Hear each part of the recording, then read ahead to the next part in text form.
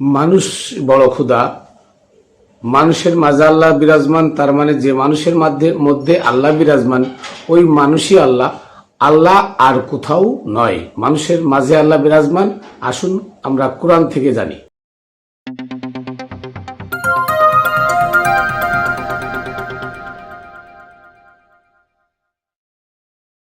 বিসমিল্লাহির রহমানির রহিম।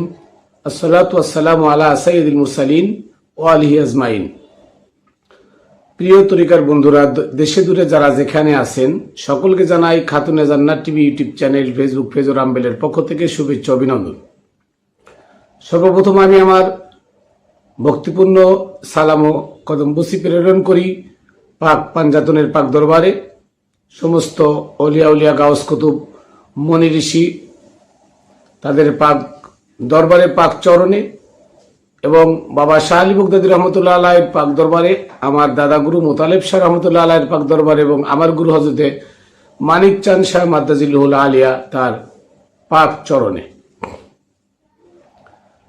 আমি সর্বক্ষণ আপনাদের সামনে যে কথাগুলো তুলে ধরি সে কথাগুলো কোরআন থেকে সত্য দলিল দিয়ে, তারপরও আল্লাহ যাকে দয়া করে সে বিশ্বাস করে, যাকে আল্লাহ দয়া করে না সে আমাকে তিরস্কার করে।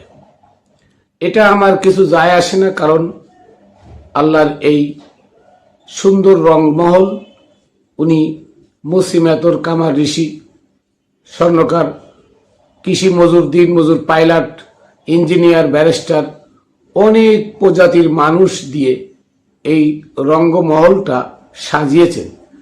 যারে দিয়ে যে কাজ করা উচিত, যার দ্বারা যে কাজ সম্ভব আল্লাহ তারে দিয়ে সে কাজ করায়। ভালো মানুষের কাজ যারে দিয়ে করানো উচিত আল্লাহ তারে দিয়ে ভালো মানুষের কাজ করায়। খারাপ মানুষের কাজ করে যারে দিয়ে খারাপ মানুষের কাজ করানো উচিত আল্লাহ তাকে খারাপ মানুষ বানায়, খারাপ মানুষের কাজটা তারে দিয়ে করায়। এটা হচ্ছে আল্লাহর একটা বৈচিত্র্যময় আচরণ। কারণ আমরা জানি যে আল্লাহ নিরাকার। আল্লাহ কি? নিরাকার। আল্লাহর কোনো আকার নাই।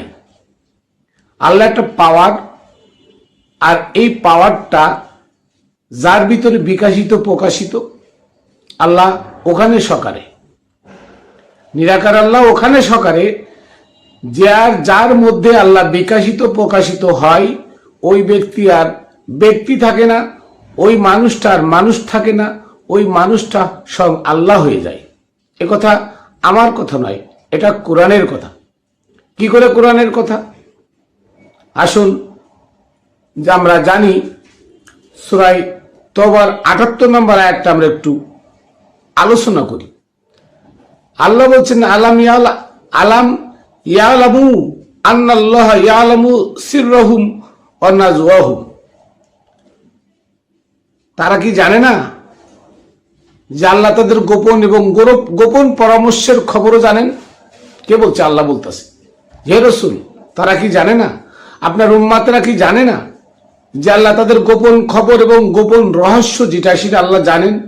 তারপর বলছো ওয়ান্নাল্লাহা ইয়ালাম ওয়ান্নাল্লাহা আল্লামুল গুয়ুব। ওয়ান্নাল্লাহা আল্লামুল গুয়ুব, আল্লাহ অদৃশ্যের খবর জানেন। এবার আসুন আমি নবীকে দিয়ে শুরু করি। আমার নবী, দয়ার নবীকে দিয়ে শুরু করি। আপনারা জানেন যে নবী বিদায় হজের ভাষণে বলেছিলেন, ৮৬টার মধ্যে অজস্র পরিমাণ হাদিস আছে, যে কথাগুলো গাদিরে খুমের কথাগুলো আপনারা না বলে ওটাকে বিদায় হজের ভাষণ হিসেবে আপনারা আরো অনেক কিছু যোগ করে মানুষের সামনে উত্থাপন করেন। সেখানে আছে কি জানেন? সেখানে আছে আল্লাহ নবী বললেন যে এই হজ আমার শেষ হজ, আগামীতে আপনাদের সঙ্গে আমার আর দেখা হবে না। তাই উনি বললেন, মান কুনতু মাওলাহু ফাহাযা আলিয়ুন মাওলা। আমি যাদের অভিভাবক ছিলাম, আমার পরে আলী তাদের অভিভাবক থাকবে। আজ থেকে আলী তাদের অভিভাবক। তার মানে অতি দ্রুত নবী চলে যাবেন। অতি দ্রুত নবী চলে যাবেন এটা নবী জানতেন। আর নবী এটা জানতেন মানে নবী আল্লাহ, রসুলি আল্লাহ, সূরা নিসার 150-151 নম্বর আয়াত আল্লাহ বলেন যে আমার মধ্যে আর আমার রসুলের মধ্যে যারা পার্থক্য সৃষ্টি করতে চায় তারা কারটা কাফের। তাহলে বোঝা গেল যে এই আয়াত দ্বারা বোঝা গেল যে আল্লাহ এবং আল্লাহ রসুলের মধ্যে কোনো পার্থক্য নাই। আল্লাহ একটা পাওয়ার, ওই পাওয়ারটা রসুলের মধ্যে প্রকাশিত বিকাশিত। তাই রসুল আগামীতে কি হবে জানতেন, আগামীকালকে আপনি কি খাবেন জানতেন, আগামীকালকে কে কি কাজ করবে এটা জানতেন। শুধু রসুল নয়, আমার দয়ার নবী নয়, নবীর পরে মাওলা আলীও জানতেন যে আগামীকাল কি হবে এটা জানতেন, হাসান হুসাইন মা ফাতেমা জানতেন, এবং মাওলা আলীর 6 জন খলিফা যাদেরকে বিলায়াত থেকে পাওয়ার দেওয়া হলো তারা সকলেই জানতেন। তাহলে তারা যদি সকলে জানতেন, সেই সিলসিলায় বর্তমান কামেল ওলি মুর্শিদ যারা আছেন, যারা হাওয়ার ঘরে ফাঁদ ফেতে আল্লাহকে ধরেছেন, যারা সেই বাড়ির পাশে এক পড়শি বাস করে, লালন গান লেখছে না, লালনের গানের মধ্যে আছে যে আমার বাড়ির পাশে একটা পড়শি বাস করে, আমি আজও না দেখিলাম তারে। আমার ভিতরে আল্লাহ বাস করে। সূরা জারিয়ার 21 নম্বর আয়াত আল্লাহ বলেন ফি আনফুসিকুম আফালা তুবসিরুন, হে বান্দা আমি তো তোমার অন্তরে থাকি, তুমি কি তা দেখো না? সূরা কাফের 13 নম্বর আয়াত আল্লাহ বলছেন, কি বলছেন যে আমি তোমার শাহরগের অতি নিকটে থাকি। সূরা জুমারের 9 নম্বর, সূরা নজমের 9 নম্বর আয়াত আল্লাহ বলছেন তীর ধনুক টান দিলে 2 ধনুকের মাথা কাছাকাছি আরে ফাঁকা রাখা বা কাউসাই নাওয়াদ না, আমি তোমার এত কাছে থাকি। তবে আল্লাহ আমার কাছে থাকে, আমি যদি ওই আল্লাহকে ধরতে পারি হাওয়ার ঘরে ফাঁদ পেতে, লালন বলছে না ধরসুর হাওয়ার ঘরে ফাঁদ পেতে, সে কি সামান্য চূড়া ধরবি কুনা কাঞ্চিতে? সে তো সামান্য চোর নাই যে কুনা কাঞ্চিতে তাকে ধরবি। তাকে ধরতে হলে সাধনা কর, ভোজন কর, গুরু ভোজন কর।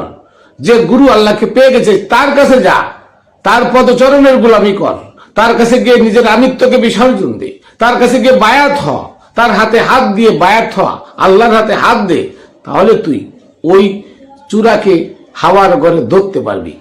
কার কথা? লালনের কথা, এটা আল্লাহরও কথা।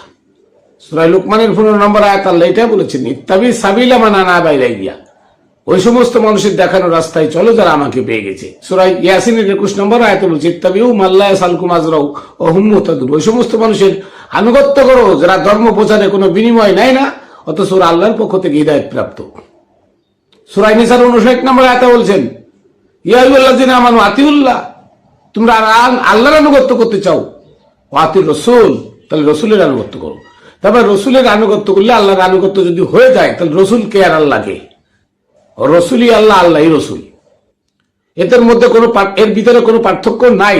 এইটাই তো সূরা তওবার 78 নম্বর আয়াতে এই কথাটা বলা হয়েছে যে রাসূল আপনি তাদেরকে বলে দিন যে আল্লাহ তোমাদের গোপন খবর, গোপন রহস্যটা জানেন, আর আল্লাহ অদৃশ্যের খবর জানেন। তা আল্লাহ নিরাকার, তো সকালে যখন আল্লাহ নাই, এই নিরাকার আল্লাহ, তার মানে আল্লাহ যার ভিতরে প্রকাশিত হয় বিকাশিত হয় ওই ব্যক্তি আল্লাহ হয়ে যায়। তাহলে সে ব্যক্তিকে আশরাফুল মাখলুকাত আদম আলাইহিস সালামের সন্তানেরা মানুষ, এই মানুষ জাতি হচ্ছে বড় খোদা, বড় আল্লাহ। কার কথা? আমার কথা নাই, এটা কোরআনের কথা। তাই তো অলি গাউস কুতুব আবদাল, মনি ঋষি, সাধক যারা যে ধর্মেরই হোক, সাধনা করে সাধনার সিদ্ধি যারা লাভ করেছে, যারা সাধনা করতে করতে আল্লাহর রঙে রঙিন হয়ে গেছে, সূরা বাকারার 38 নম্বর আয়াতে বলবেন সিবগাতাল্লাহি ওয়া মান আহসানু মিনাল্লাহি সিবগা, যে আল্লাহর রঙে রঙিন হয়ে গেল তার থেকে উত্তম আর কে হতে পারে? আল্লাহর রঙে রঙিন ওই ব্যক্তি যার দুনিয়া নাই, সংসার নাই, যার ভালো মন্দ খাওয়ার বিচার নাই, যার খাওয়ার কোনো হুঁশ জ্ঞান নাই, যে নিজে মোমবাতি হয়ে মানুষকে শুধু অন্ধকারে আলো দেয়, ওই ব্যক্তি আল্লাহর মধ্যে পার্থক্য নাই। ওই ব্যক্তি রসুল, ওই ব্যক্তি হাদি, ওই ব্যক্তি রব, ওই ব্যক্তি মুর্শিদ, ওই ব্যক্তি ওলি, আর ওই ব্যক্তি হচ্ছেন স্বয়ং আল্লাহ। এই জন্য আল্লাহ বলছে যারা আমাকে পেয়ে গেছে তোমরা তার কাছে যাও, তার দেখানো পথে চলো। রসুল মানে সম্যক গুরু, রসুলের বাংলা হলো সম্যক গুরু, রব মানে গুরু, অলি অভিভাবক, মুর্শিদ পথ প্রদর্শক, হাদি হেদায়েত দাতা। তাহলে এতগুলো ভাষা আল্লাহ ব্যবহার করেছেন, অথচ আল্লাহ নিরাকার। সবাই জানে, আমিও জানি, আপনিও জানেন আল্লাহ নিরাকার। তো নিরাকার আল্লাহ তো আপনাকে সাহায্য করে না, নিরাকার আল্লাহ আপনার সাথে কথা বলে না, নিরাকার আল্লাহ আপনার সাথে আপনাকে দেখে না। আপনাকে যে দেখে তার চোখ আছে, আপনাকে যে সাহায্য করে তার হাত আছে, আপনার সাথে যে কথা বলে তার মুখ আছে, আপনার কাছে যে হেঁটে আসে তার পা আছে। তাহলে আল্লাহ বলতেছে সূরায় কোরআনের মধ্যে, দেখেন কতগুলো সূরায়, আমি আপনাদের কাছে বলি শুনুন। আল্লাহর চেহারা আছে, মানে এই পেজটা আল্লাহর এই ফেজ আছে। কোথায় আছে? সূরা আর রহমান 27 নম্বর আয়াতে আছে আল্লাহর চেহারা আছে।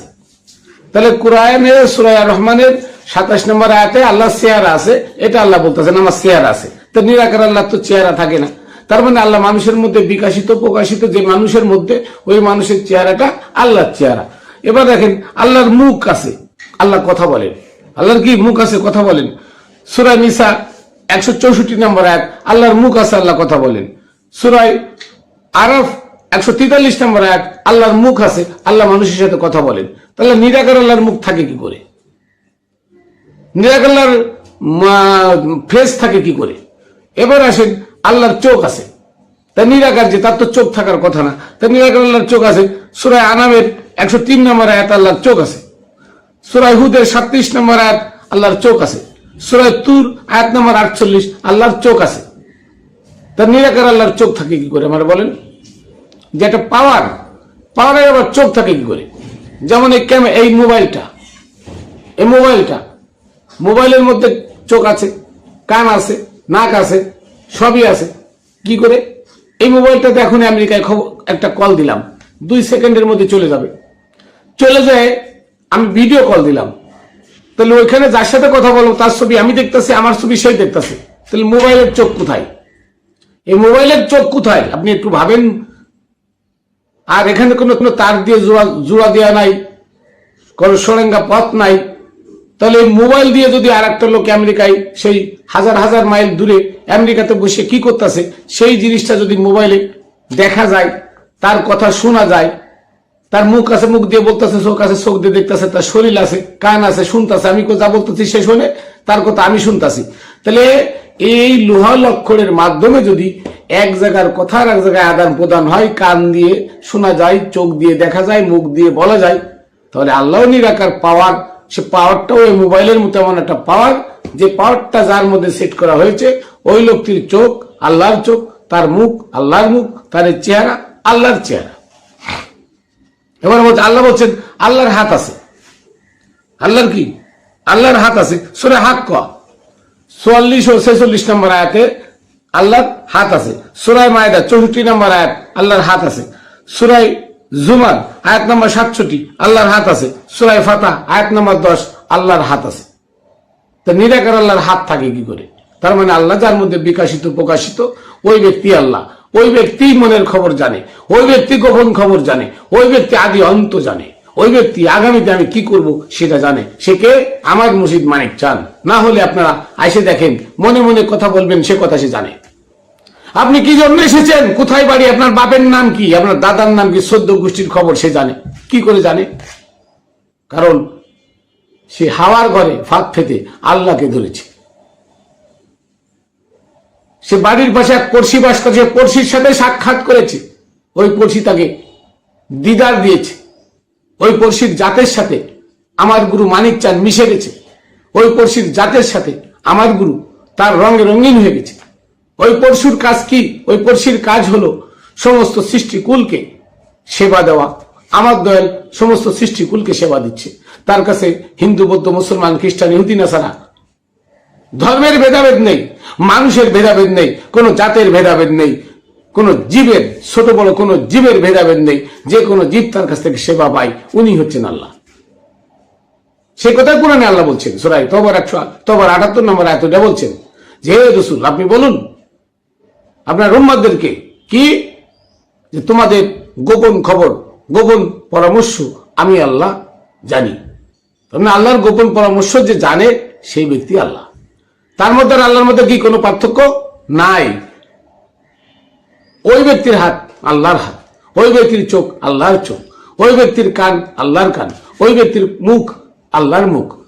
এরপরে দেখেন যে আল্লাহর পা আছে। আল্লাহর কি পা আছে? সূরা কলম 42 নম্বর আয়াত আল্লাহ বলছেন আমার পা আছে। কি আছে? আল্লাহর পা আছে। তো আল্লাহ নিরাকার, আল্লাহর পা থাকে কি করে? সবাই বলে আল্লাহ নিরাকার, আমিও বলি আল্লাহ নিরাকার। হ্যাঁ, নিরাকার আল্লাহর পা থাকে কি করে? যেমন একটা বাল্ব, দোকান থেকে আমি একটা বাল্ব কিনে আনলাম।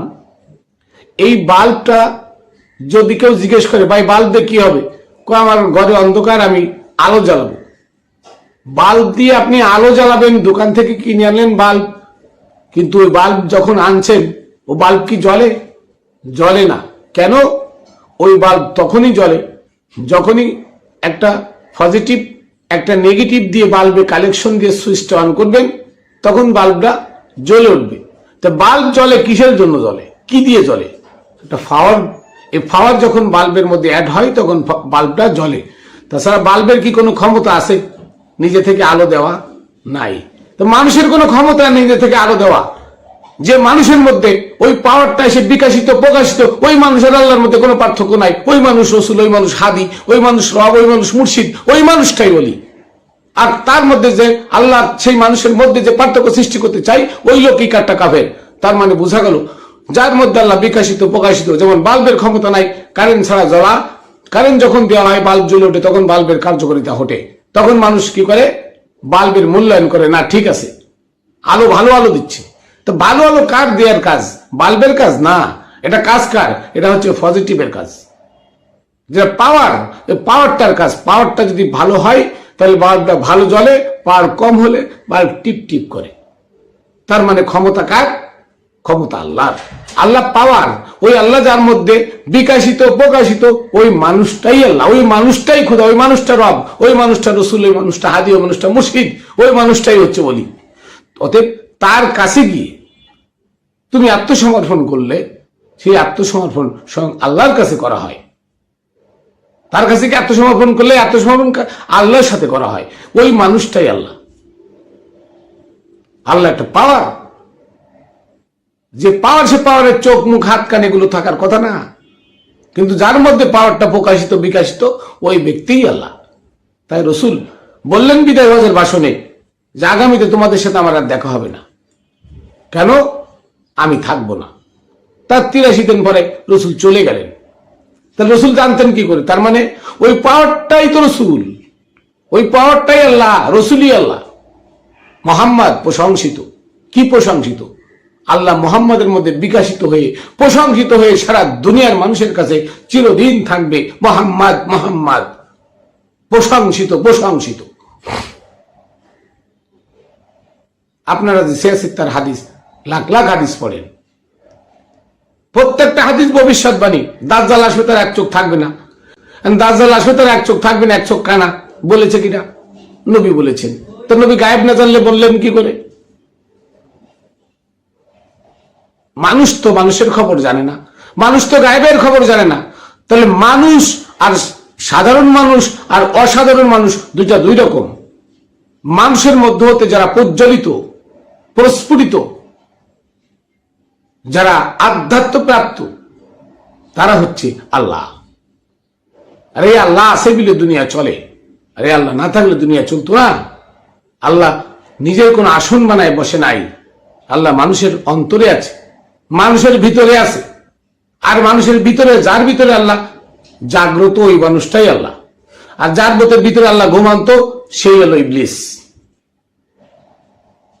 তো আপনারা জানেন, আমার মাঝে একটা ভিডিও ছাড়ছিলাম, এই আল্লাহর গোপন চরিত্রের নাম ইবলিস, শয়তান। ইবলিস যদি জিন একটা ব্যক্তি হবে, তাহলে সারা দুনিয়ার মানুষের অন্তরে যায় সে ধোঁকা কি করে দেয় বলেন? তার যদি ক্ষমতা থাকবে, তাহলে আল্লাহর সাথে তার সাথে তো অ্যাটম বোমা নিয়ে মারামারি হইতো। আল্লাহ একজনের পথ নষ্ট করতো আর ইবলিস যায় তারা হৃদায়ত দিত। আল্লাহ একজনের হৃদায়ত দিত, ইবলিস যায় তারা পথ নষ্ট করতো। এবং আল্লাহর ইবলিস কি মারামারি লাগতো? লাগতো। আল্লাহই বলছেন, আপনারা কোরআন পড়েন না তাই বুঝেন না। আল্লাহ বলছেন ভালো কাজ আমার থেকে হয়, মন্দ কাজও আমার হুকুমে হয়। তো ভালো কাজও আল্লাহ করেন, মন্দ কাজও আল্লাহ হুকুমে হয়। তাহলে আল্লাহকে আর ইবলিসকে? যে আল্লাহ সেই ইবলিস। ইবলিস হলো তার পার্ট, সিনেমার মতো। নায়ক আর বিলেন, যে ছবি লেখছে সেই তো লেখে বিলেনের পার্ট। নায়কের সাথে বিলেনের দ্বন্দ্ব না থাকলে তো ছবি কেউ দেখবে না। ঠিক আল্লাহর এই সিনেমার হলে আল্লাহ এই সিনেমাটাকে সাজানোর জন্য মানুষকে দেখানোর জন্য, বোঝানোর জন্য আল্লাহ বিলেনের পাঠও নিজে করেন, নিজে লিখছেন, নিজে করেন। সেটা তার নাম দিয়েছেন ইবলিস। ইবলিসের কোনো ক্ষমতা নাই, যা করে আল্লাহ করে। কারণ ইবলিসের ক্ষমতা থাকলে আল্লাহর সাথে ইবলিসের সাথে বিশাল দ্বন্দ্ব লেগে যেত। এই জন্য আসুন আমরা কোরআনকে ভালো করে বুঝি, ভালো করে রিসার্চ করে জানি আল্লাহ নিরাকার, কিন্তু আল্লাহ যার মধ্যে প্রস্ফুটিত, যার মধ্যে আল্লাহ বিকাশিত, প্রকাশিত, ওই ব্যক্তি আর আল্লাহর মধ্যে কোনো পার্থক্য থাকে না। ওই ব্যক্তির হাত, চোখ, মুখ, কান, নাক সবকিছু আল্লাহর হয়ে যায়। এই জন্য সেই ব্যক্তির কাছে গিয়ে আত্মসমর্পণ করলে আমার আত্মসমর্পণ আল্লাহর কাছে হয়ে যায়। যাই হোক, আমি বোঝাতে চেয়েছি মসজিদ, মন্দির, গির্জায়, পেগোড়ায় গিয়ে আল্লাহ খুঁজলে আল্লাহ পাওয়া যাবে না। আল্লাহ খুঁজতে হবে মানুষের মাঝে। মানুষই আল্লাহ, মানুষই আল্লাহ, মানুষই সৃষ্টিকর্তা। কেন? সৃষ্টিকর্তা নিরাকার, মানুষের মধ্যে হলেন সকার। সকারে, মানুষের মধ্যে সকারে আইসে ওই মানুষ দিয়ে আল্লাহর কাজগুলো আল্লাহ করান। আপনি আল্লাহর কাছে সাহায্য চান, আল্লাহ কি আপনাকে দেয়? দেয় না। একজন মানুষ ওসিলা হয়ে আপনাকে দেয়। তাহলে দেখে আল্লাহর কাছে চাইলেন, আল্লাহ দিলেন, একজন মানুষ হয়ে দিল। তার মানে আল্লাহই মানুষ, মানুষই আল্লাহ, আল্লাহই মানুষ, তাতে কোনো পার্থক্য নয়। তবে সব মানুষ নয়। মানুষের মধ্যে অসাধারণ মানুষ যারা আছে, যাদের সংসার নাই, সংসার ত্যাগী, যাদের লোভ লালসা নাই, দুনিয়ার লোভ লালসা ত্যাগ করেছে, দুনিয়াকে লাথি মেরে ফেলে দিয়ে সর্বক্ষণ আল্লাহর প্রেমে প্রেমিক হয়ে, আল্লাহর রঙে রঙিন হয়ে সর্বক্ষণ নির্জনে নিবৃতে বসে আল্লাহর ধ্যান করছে, ওই ব্যক্তি আর আল্লাহর মধ্যে কোনো পার্থক্য নাই।